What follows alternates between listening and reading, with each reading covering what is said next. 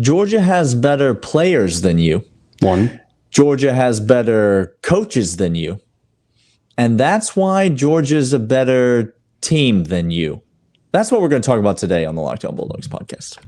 You are Locked On Bulldogs, your daily podcast on the Georgia Bulldogs. Part of the Locked On Podcast Network, your team every day.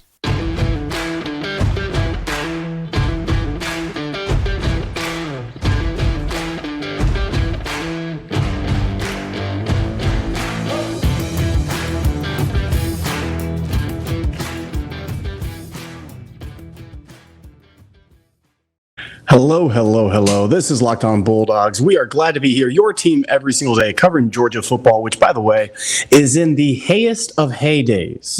Daniel, it's in the golden era. Kirby Smart's the greatest coach. Don't come at me for anything. All of you, and we have receipts, who said he shouldn't be here. He's going to take a step back, yada, yada. Just out the back door. I have no time for you. We're talking about how we have better players, and Kirby said it. And by the way, that wasn't a slight at Oregon. That was helping his friend out. If you don't understand that, get a life. And secondly, it's the most factual based thing ever. Please, someone argue me that we don't have better players. Like, try that one really quick, Daniel. Whiskey isn't good. You can say stupid things. Doesn't mean it's true. Okay. I think our country is basically built on that principle. So. That's the one principle that unites everybody together. One thing that we can all agree on. All right, we're going to talk about how we have better players, better coaches, and then lastly, in our third segment, we might talk about what we didn't like. But Daniel, let's start with some players that we saw that balled out, and we talked about the tight end group, and we talked about receiving. But may I just tell you, and I hate to belabor the point, I really, really do, but it's really, really emphatic and important for us to know. I don't hate it. No, he does not hate it. Our wide receivers are so deep, it's filthy. Our wide receivers are so talented, it's absurd. Our wide receivers are here for the long run, and A.D. Mitchell's going to go ahead and get himself up into that first round, up into that high echelon of top wide receiver. Ladd McConkey is going to get himself a huge payday as well, because those two are two of the better SEC wide receivers, nay, national wide receivers. And here's the thing that they do better than anybody else. And this, we've said this for years. Why is Chris Conley one of our favorite wide receivers ever at the University of Georgia, Daniel? Because when you threw him the ball, he caught the ball. Point one. Point two, do you know what he did when he wasn't catching the football? When you threw the ball to other people, he moved the people in front of them so that the one guy could go. Yes. A.D. Mitchell took an Oregon DB and made him look like a 5-year-old that was facing a tidal wave for the very first time in his entire life and had no clue what to do with his body. Just at Whitewater, and he is just getting strewn around the wave pool. I'm talking about like just heaved out of the pool. It's these wide receivers are unselfish. Because the selfish ones all left. By the way, today is list day, by the way. We're making lists of three. These wide receivers are talented. Yep. These wide receivers are explosive. A.D. Mitchell is Devontae Smith. And Ladd McConkey is a rich man's Hunter Renfrow. You understand what I'm trying to say? Do you see what he did there? Hunter Renfrow was the poor version of Ladd McConkey. Hunter Renfrow played 10 years in college football. Yeah, and now is working on 20 years in the NFL, basically. That's what he's doing. And he's 28 years old. I don't know how it happens. The math checks out. Math checks out. The wide receivers I love on this team. And listen, you talk to me about Georgia doesn't have enough wide receivers. Georgia has a good depth. How many people does your team throw the ball to? Like, let's just list. How many people is it? Because I've got 2 tight ends. Yep. You just listed 2 wide receivers. Yep. And then I'll give you Kenny Mack. Okay, Daniel, go there. There's 5. There's 5 guys. Yeah. Alabama only had 2 last year. We know that for a fact. They told us. They told us we don't have anybody else on the team. They only had 2 people that could catch the ball. Correct. I just listed 5. Kenny McIntosh, Clint. Go. Come on. Cue it. Thank you. Cue it. Thank you. The It's apology the first music time needs this to year come roaring out. But executive producer intern Michael, cue the formal apology music because Kenny McIntosh, I'm sorry. Listen, sometimes I just feel so many feelings. Sometimes I get so scared. You know, I get so scared. I don't know. Being a fan is hard. What I want. But Kenny McIntosh is a weapon. He is a bona fide stud in this offense. And Todd Monken finally has said, you know what? It was so much fun with James Cook. I think we're just going to run it back with this guy. Can we do this again? Kenny McIntosh. And it's going to be really fun to watch this year because in space with the ball in his hands, Kenny McIntosh might be Georgia's most dynamic weapon. In space, he is. Let me tell you this right now. It's not might be. He is. You saw that Reggie Bush-esque sideline stop, did you not? Okay, I did. Guys, that doesn't happen normally in football. The vision is there. I saw no negative plays from him. Even on the play on that screen over to the boundary side where he was going to get tackled for a loss, he put his shoulder down and started falling forward, Daniel, because he said, I just got to get yards right now. Last year, Kenny Mack would have tried to dance and try to make a couple guys miss 3 yards behind the line of scrimmage and get a 5-yard, 6-yard loss. He didn't do that. Kenny Mack is the real deal. And I'm going to tell you right now, the range by which Kenny Mack can be used in this offense is wider than any other running back on this team. The depth and the range that he can do, the play call that we can do. Kendall Milton can come in and we saw his skill set. And by the way, it's a great skill set. It's a fantastic skill set. I'm not mad at it. I'm just telling you, Kenny Max is wider. It is. Daniel, can we talk about Christopher Smith? Thank you. Real quick. Thank you. Okay, let me go there. Christopher Smith is what Richard LeCount was supposed to be and can cover. Oh, yep. He's all those things. He will literally, Trevor, knock your head off when he comes in to hit you. But he's got ball skills. He's always in the right place. Clint, he's always in the right place. Do you have any idea how valuable that is for a safety? Need I hearken you back to 2017? Is it safe? No, it's not. Look, we've won a national championship, and this team is, I'll say it, the 743 mark. This team is better than last year's team. Okay? Yeah, correct. Best team in college football. But I'm still not ready for that, Daniel. Still not ready to talk about 2017? No. Okay. It's important for a safety to always be in the right place. Christopher Smith is always in the right place. He's going to be a very high round draft pick, but I am so glad that he decided to come back and get developed. I'm so glad that Nolan Smith, the other Smith boy, came back and decided to get developed.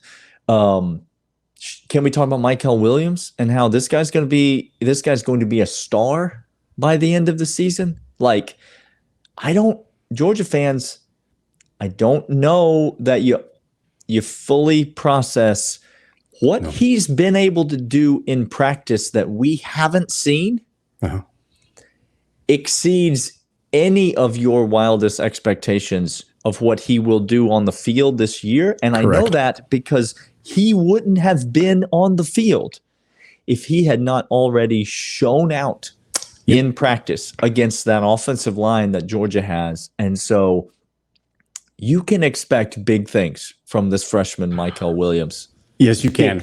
And let me finish because we're going to talk about Todd Monken here really quick. But let me finish by saying this. This offensive line, outside of Flo getting a free release because he abandoned his coverage and started doing a 15-yard sprint, outside of a couple of plays on the outer right edge that was overloaded on that side, this offensive line gave Stetson Bennett the cleanest pocket I've seen in game one, the most time I've seen to go through progressions, and road graders. They are finesse and they are maulers, and everyone to a man, Daniel. Now that I think Xavier Truss might be on his final leg of UGA, he might not have anything left in the dog. He might be gone.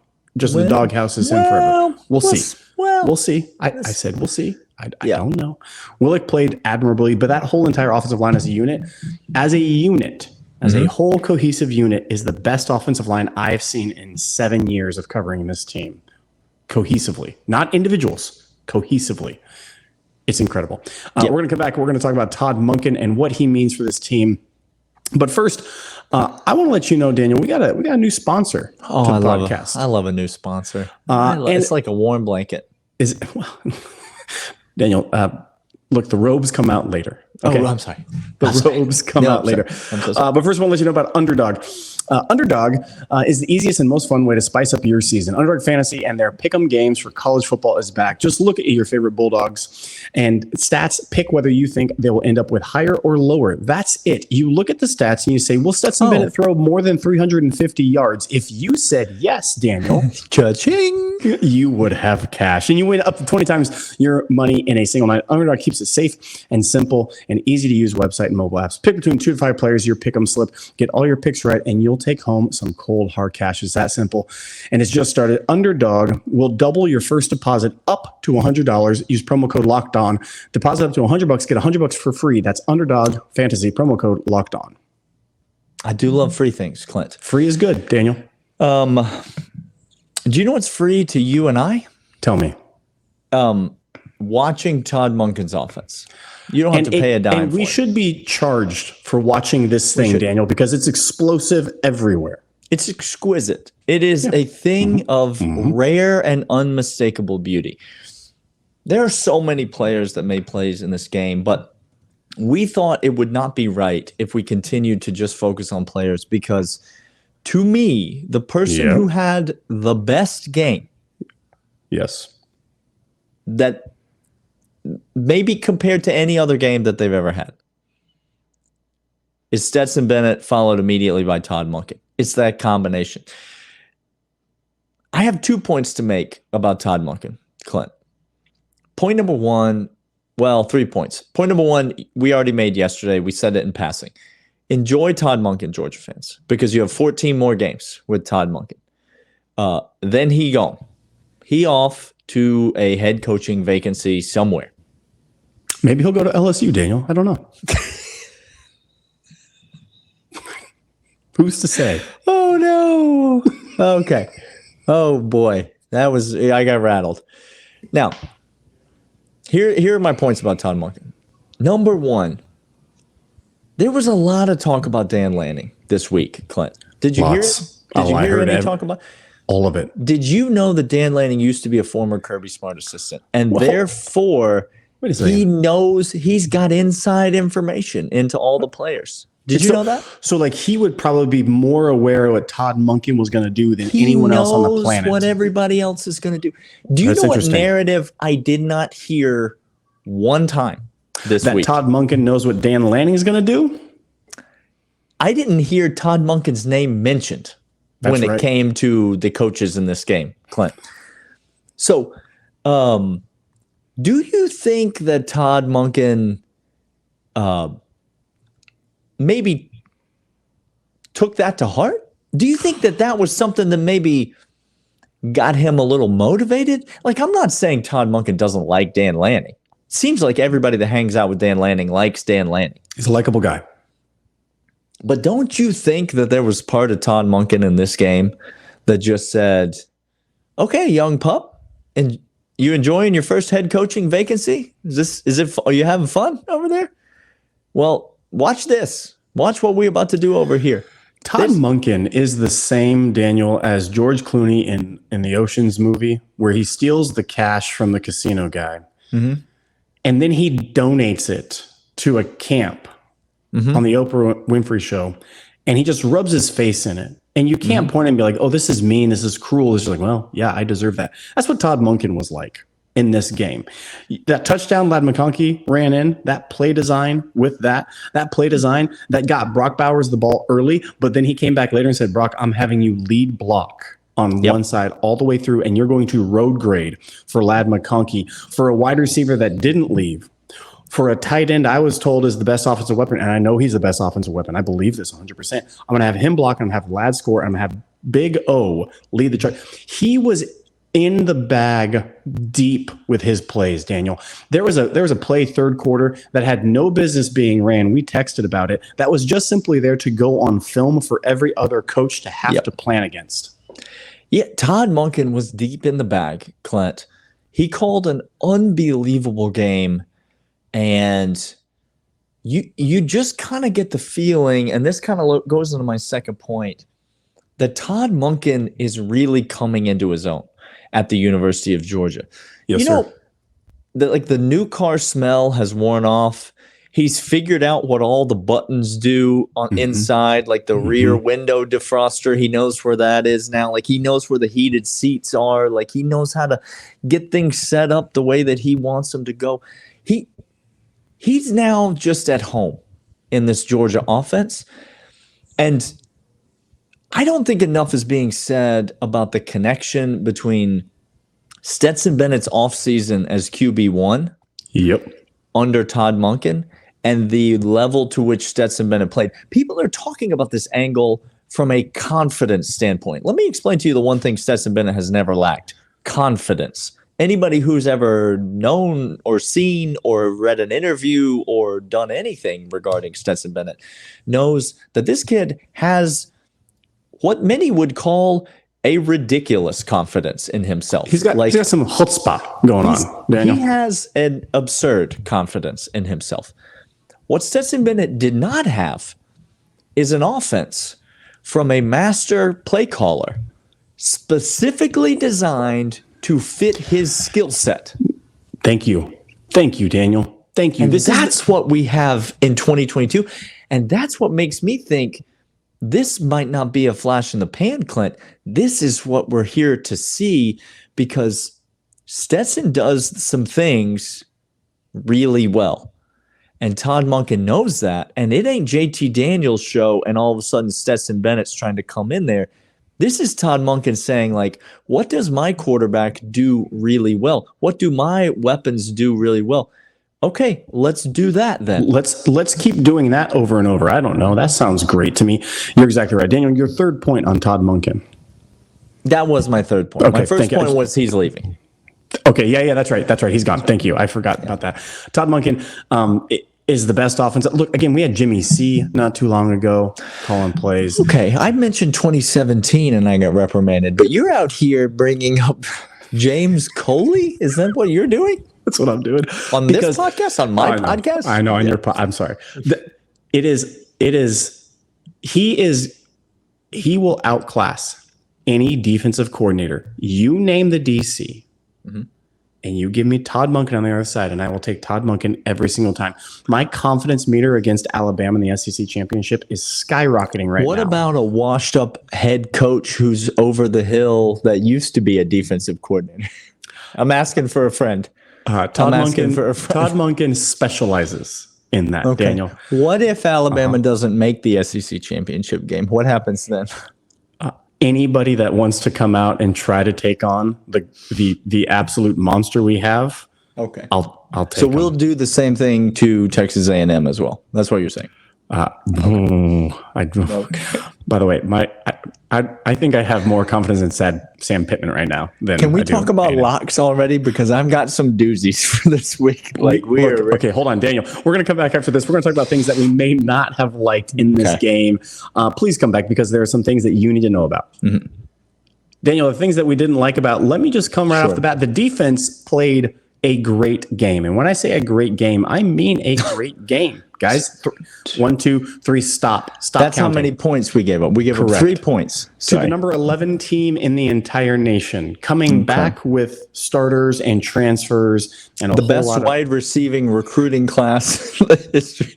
Oh, no. I'm sorry, Oregon fans. No. Oregon fan. By the way, Oregon fan, we told you we wouldn't see you again, and you haven't been back. You haven't disappointed us. You have not disappointed us. No. Look, here's the deal. The defense played well. The stalwarts, Nolan Smith can set an edge. Y'all, there is nobody better at stopping the run coming to his side than Nolan Smith in the SEC. It's insane. Jalen Carter can't be stopped. You can hold him. You can hold him. You can do whatever you want. Can't be stopped. Our DBs are phenomenal.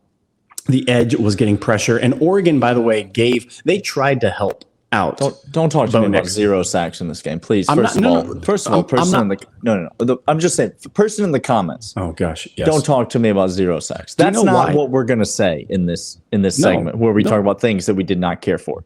Because Bo Nix threw 0.4 seconds after getting the snap because Dan Lanning said, we can't hold them at bay. And he scrambled for his life often. So they set up quick hitters all the time. The entire playbook was that. Screens, quick hitters, nothing went deep. And when the only time he tried to go deep was on one play, that was what happened then? A go fade, and wet paper towel said, thank you. I am here, stuck on you. Okay. Daniel, however. I knew you were going to get to a however.